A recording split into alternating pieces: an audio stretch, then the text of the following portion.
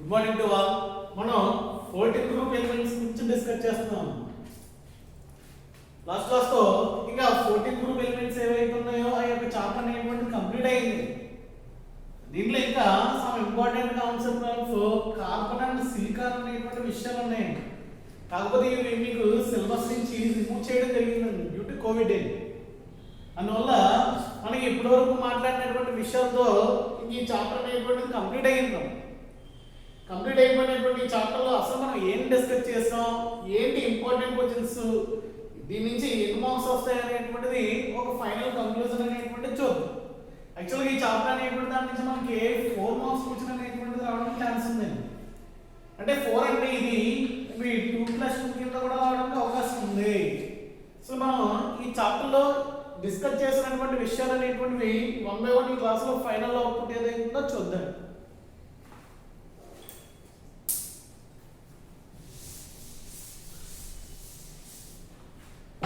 First ఈ యొక్క 14 group ఏవైతే ఉన్నాయో ఆ ఎలిమెంట్స్ ఏవైతే ఉన్నాయో దాని గురించి డిస్కస్ చేస్తాం. ఏంటంటే ఇక్కడ ఎలిమెంట్స్ 14 గ్రూప్ ఎలిమెంట్స్ ఆర్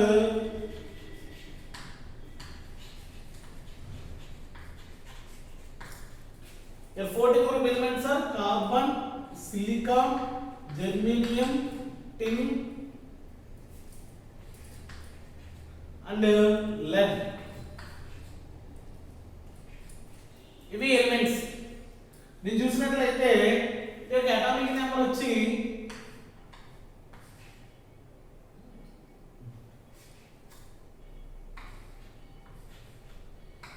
ఒకదానికి వేరియేషన్ అంటే ఉంటుంది. అంటేనమ్మా ఈ రకమైనటువంటి ఆటలో మనం యాడ్ చేసుకుంటూ పోతే దాని వచ్చి 14,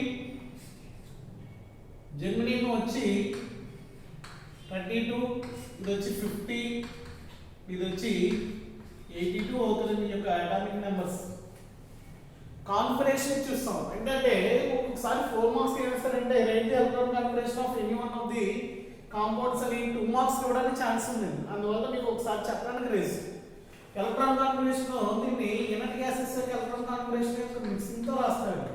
that is helium,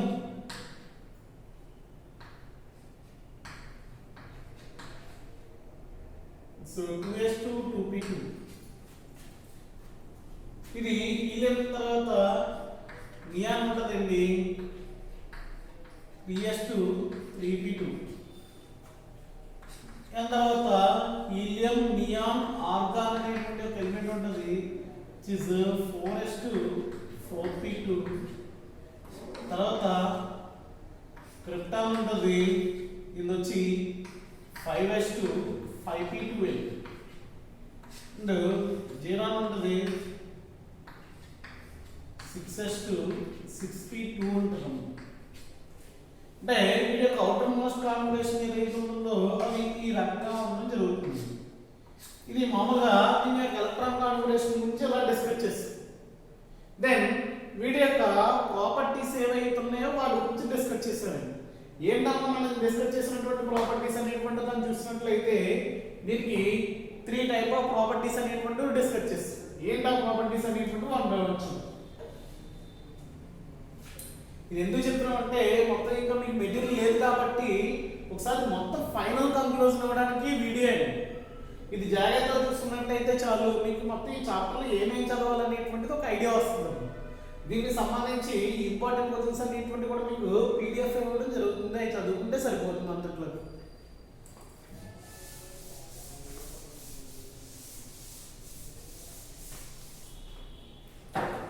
Properties of 14 group elements. Property చూసినట్లయితే there are 3 type of properties కింద మాట్లాడాము. What are they? First one is atomic properties. Atomic properties. And second one is physical properties.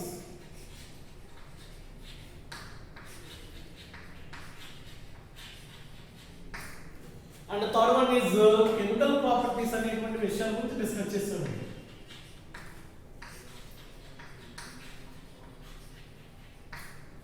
ఇక్కడ మనం డిస్కస్ చేసినటువంటి atomic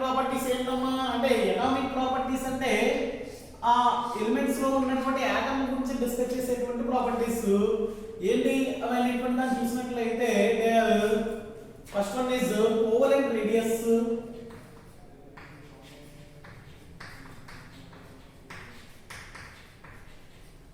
ionization enthalpy,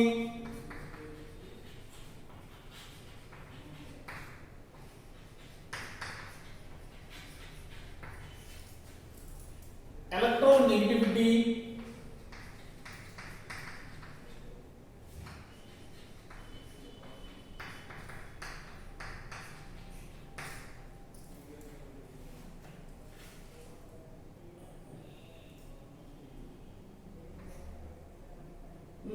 electron affinity లేకపోతే electronegativity తర్వాత maximum ఈ మూడు సరిపోతాయి.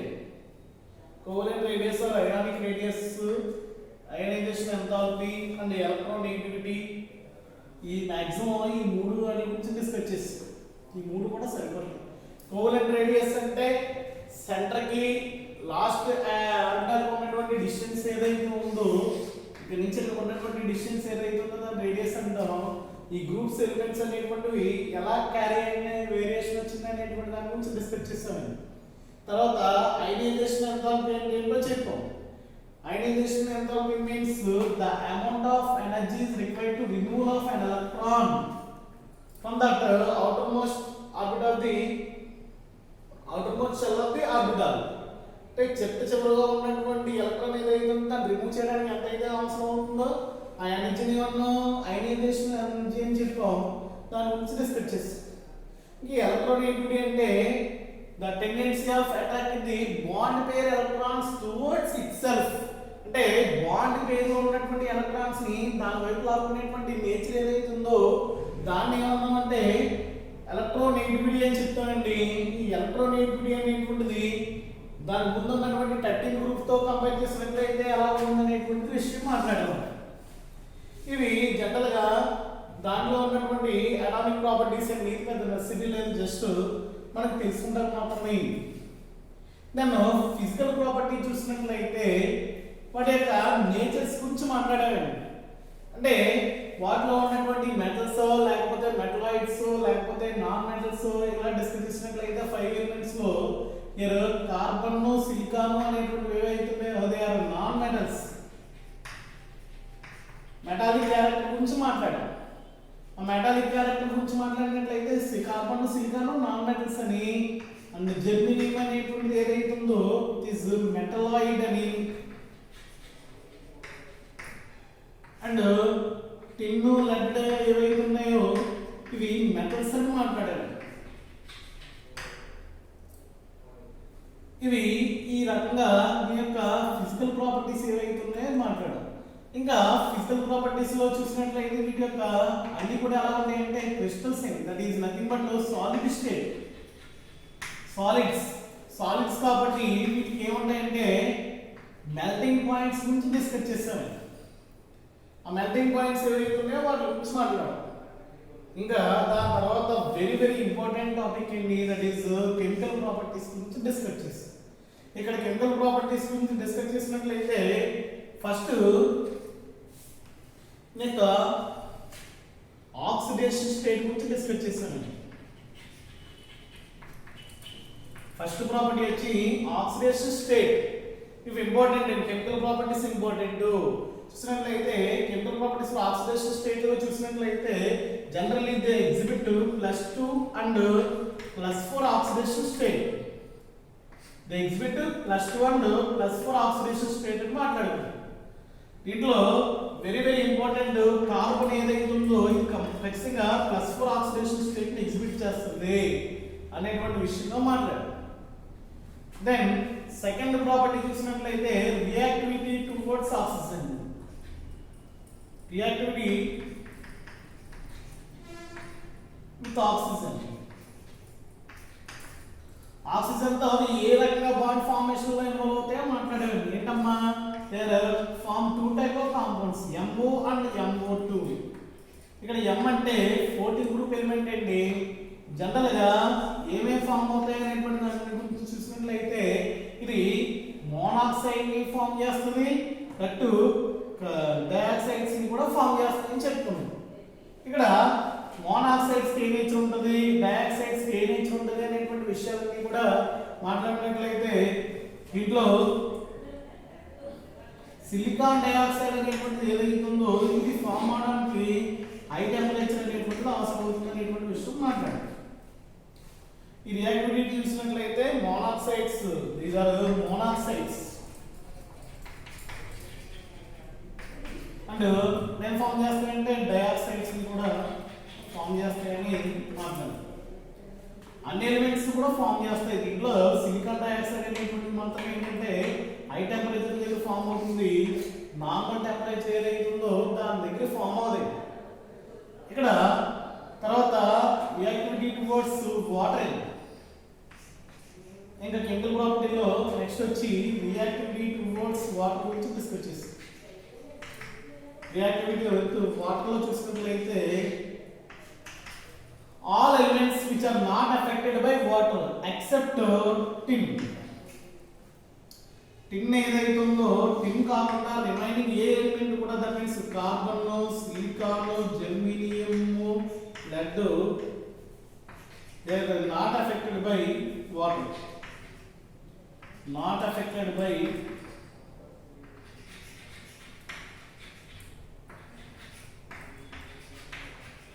H2O.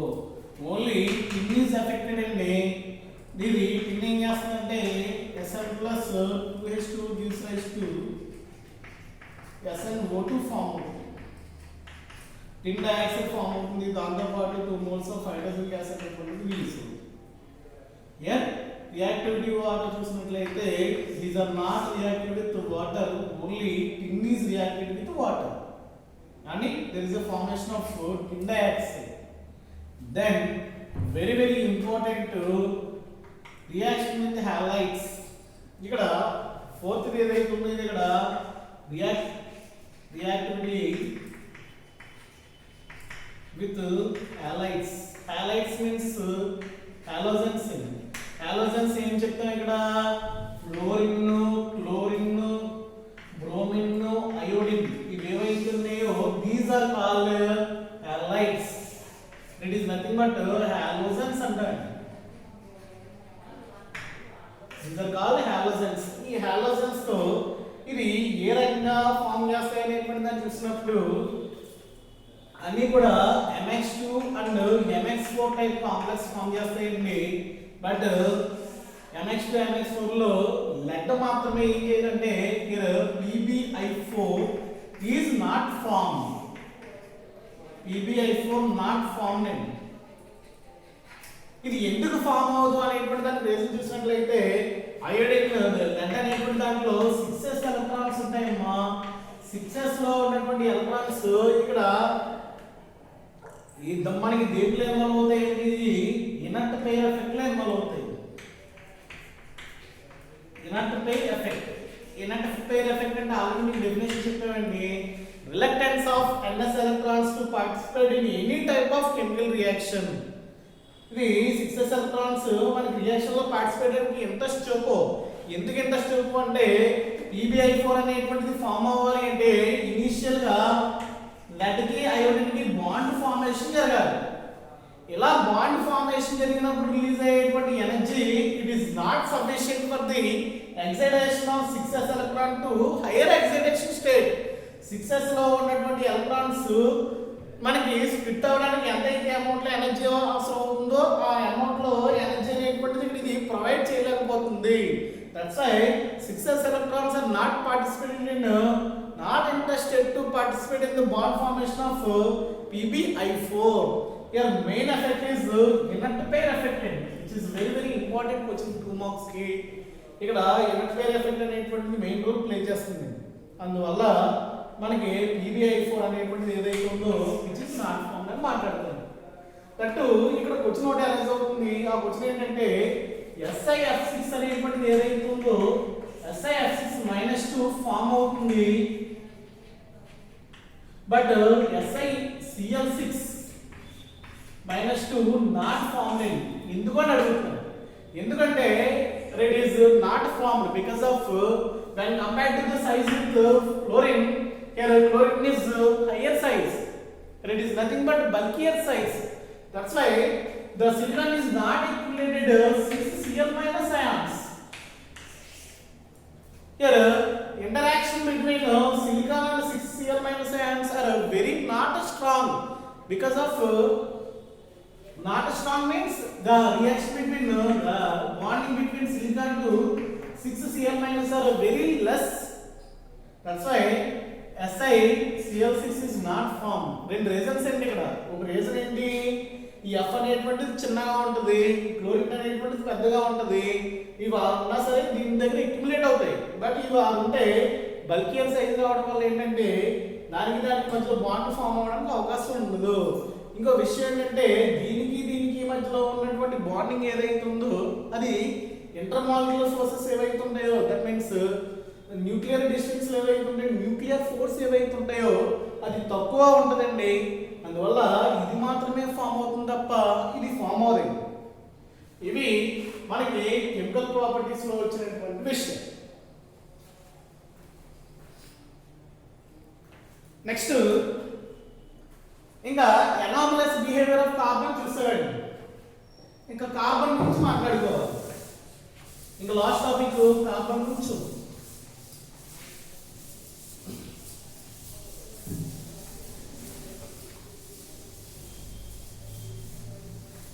మొత్తం 14 గ్రూప్ ఎలిమెంట్స్ లో కార్బన్ అనేటువంటిది ఎసెన్షియల్ రోల్ ప్లే చేస్తుందండి. బికాస్ ఆఫ్ మనకి ఎంత క్రస్ట్ లో హైయర్ అమౌంట్ లో మనకు లభించేటువంటి ఎలిమెంట్ కార్బన్.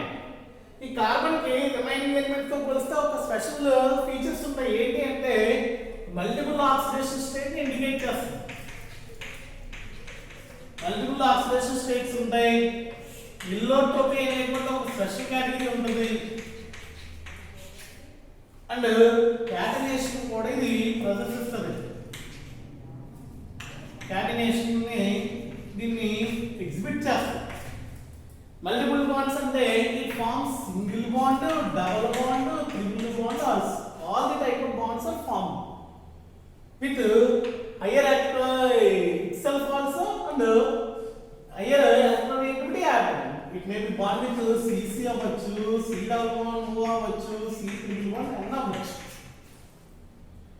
ఇంకా ఎల్లోట్రోపీ అంటే ఆల్రెడీ చెప్పింది మీకు, existence of an element in different physical forms and having same chemical properties.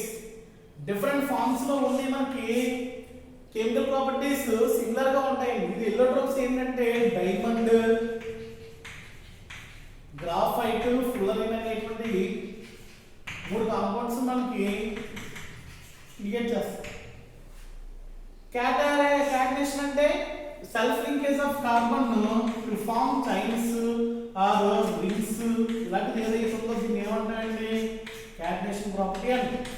ఈ ప్రాపర్టీ దీనికి తప్ప దేనికి ఉండదు. ఒకదానితో లింక్ అయిపోయి ఒక బల్కియర్ సైజ్ గా ఫామ్ అయినటువంటి నేచర్ మనం ఏమంటామంటే క్యాటనేషన్ అండి. ఇంకా ఈ ఎలిమెంట్స్ గురించి మనం డిస్కస్ చేసాం. దీనికి సంబంధించినటువంటి డైమండ్ అండ్ గ్రాఫైట్ ఏవైతే ఉన్నాయో డిఫరెన్స్ అనేటువంటి మీకు PDF పెడతామమ్మా. ఇంపార్టెంట్, చాలా చాలా ఇంపార్టెంట్. 4 మార్క్స్ వచ్చింది, ఇది డైరెక్ట్ గా వచ్చేటువంటిది. అది యాజ్ ఇట్ ఈస్ మీరు చదువుకోండి. రిమైనింగ్ 2 మార్క్స్ ఏవైతే ఉన్నాయో దీంట్లో మనం ఏవైతే డిస్కస్ చేస్తామో ఈ 2 మార్క్స్ కింద వస్తాయి. ఎల్లోట్రోపీ డెఫినేషన్ అడిగి క్రిస్టలిన్ ఎల్లోట్రోప్స్ ఆఫ్ కార్బన్ అడుగుతాడు. దానికి ఈ ఎలా రాసినట్లయితే సరిపోతుంది. దీంట్లో మళ్ళీ హైబ్రిడైజేషన్స్ అడుగుతాడు విడిగా 2 మార్క్స్ కి. ఇది sp3 హైబ్రిడైజేషన్ అని, ఇది sp2 హైబ్రిడైజేషన్ అని, ఇది sp2 హైబ్రిడైజేషన్ రాస్తే 2 మార్క్స్. ఇవి మొత్తం ఓవరాల్ గా ఈ యొక్క చాప్టర్ లో చూసినట్లయితే మెయిన్ గా ఇంపార్టెంట్ క్వశ్చన్స్ ఇవి. కొన్ని 2 మార్క్స్ వస్తున్నాయి. డైరెక్ట్ గా వచ్చేటువంటి 4 మార్క్స్ ఏంటంటే దీనికి డిఫరెన్సెస్. ఆ డిఫరెన్సెస్ సంబంధించి మీకు PDF ఫోటో పెడతాను చెప్తాను కదండి, అది యాజ్ ఇట్ ఈస్ నోట్ చేసుకోండి. అలాగే మీ దగ్గర మెటీరియల్ కూడా యాజ్ ఇట్ ఈస్ నోట్ చేసుకుని అది చదువుకుంటే సరిపోద్ది. దీంతో పాటు దీంట్లో ఉన్నటువంటి ఇంపార్టెంట్ కూడా 2 మార్క్స్ క్వశ్చన్స్ కూడా మీకు పేపర్ మీద రాసి పెడతామంటే చదువుకుంటే సరిపోతుంది. ఇది మొత్తం ఈ చాప్టర్లో ఉన్నటువంటి ఇంపార్టెంట్ నోట్స్. ఇది మొత్తం ఓవర్గా 14 గ్రూప్ ఎలిమెంట్స్ సంబంధించి అండి.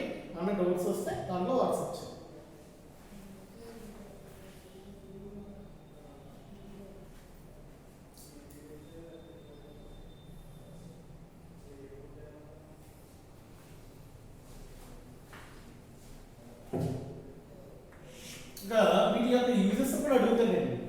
డైమండ్ ఎలా యూజ్ అవుతుంది, గ్రాఫైట్ ఎలా యూజ్ అవుతుంది అనేటువంటి దాన్ని చూసినట్లయితే గ్రాఫైట్ లో మళ్ళీ మనకి 2 క్వశ్చన్స్ ఉంటాయి, which is used as lubricant